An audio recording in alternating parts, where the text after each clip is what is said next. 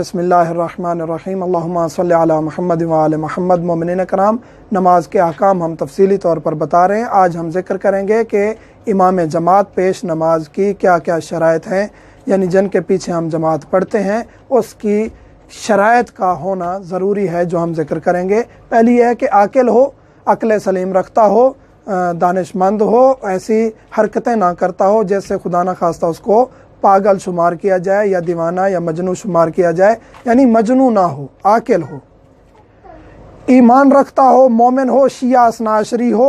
شیعہ اثناعشری ہونا، مومن ہونا ضروری ہے۔ شاشی امامی وغیرہ وغیرہ کسی کے پیچھے ہماری مومنین کی شیعہ اثناعشری کی جماعت نہیں ہو سکتی۔ امام کا مومن شیعہ اثناعشری ہونا ضروری ہے۔ حلال زادہ ہو، حلال زادے کے پیچھے ہی جماعت ہو سکتی ہے، یعنی امامت یا اجتہاد مجتہد بننا یا امام جماعت بننا یہ حلال زادے کے لیے، یعنی حرام زادہ مومن ہو سکتا ہے، خدا نہ خواستہ جو غلطی ایک شخص کرتا ہے، اس کی اولاد اگر مومن ہے لیکن حرام زادی ہے خدا نہ خواستہ، تو اس سے شریعت کی طرف سے یہ رتبہ اور عہدہ چھن جاتا ہے کہ وہ امامت کرا سکے یا وہ مجتہد بن سکے، تو حلال زادہ ہی امام جماعت بن سکتا ہے۔ مرد ہو، مرد کے پیچھے ہی عورتیں اور مرد پڑھ سکتے ہیں، خواتین اور مرد کی جو ہے جماعت وہ مرد امام کے پیچھے ہو سکتی ہے۔ خاتون فقط خواتین کو ہی جماعت کرا سکتی ہے، خاتون کسی اور جنس کو جماعت نہیں کرا سکتی۔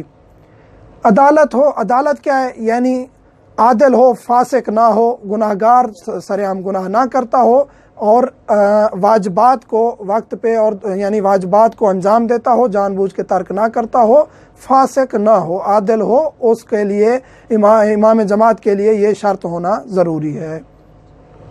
قرات درست ہو، امام جماعت جو جماعت پڑھا رہا ہے اس کی قرات کا درست ہونا ضروری ہے، یعنی وہ قرات ایسی کرے جو عربی لہجے اور درست طریقے سے ہو۔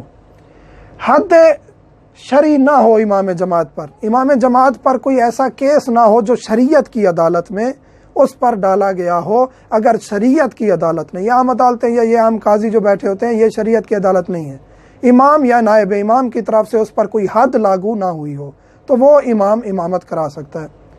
معذور نہ ہو، یہ اہم ترین مسئلہ ہے۔ خدا نہ خواستہ ایک بندہ معذور ہے، بیٹھ کر نماز پڑھتا ہے تو وہ کھڑے ہو کر مومنین کو معمومین کو جماعت نہیں کرا سکتا۔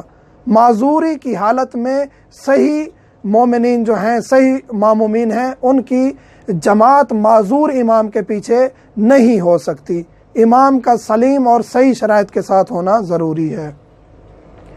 امام کی جماعت باطل نہ ہو معموم کے مطابق اجتہاداً اور تقلیداً، یہ اہم ترین مسئلہ ہے۔ ایک شخص پیش نماز بن گیا اور اس نے اپنی مرضی کی نماز پڑھنا شروع کر دی، جس طرح ہم نے پہلے بھی ذکر کیا ہے کہ مراجع عظام کہتے ہیں کہ ہم اپنی مرضی کی جماعت یا نماز نہیں پڑھ سکتے، جو حکم ہمیں معصومین نے دیا ہم نے ویسے انجام دینا ہے۔ ایک شخص کہتا ہے نہیں جی علی ولی اللہ نماز میں پڑھنا ہے، نماز نہیں تو نہیں پڑھیں گے، تو باطل ہو جائے گی، یہ اپنی مرضی ہے۔ میں شہادت ثالثہ والی ویڈیو میں ذکر کر چکا ہوں کہ امام نے جو تشہد پڑھا ہے ہمیں بتایا ہے، حوالوں کے ساتھ ذکر کر چکا ہوں، اس تشہد میں شہادت ثالثہ موجود نہیں ہے، اور جز کی نیت سے ہم شہادت ثالثہ جان بوجھ کے پڑھیں گے تو یہ ہماری مرضی کی نماز ہوگی، وہ نماز نہیں ہوگی جو ائمہ اہل بیت علیہم السلام نے بتائی ہے۔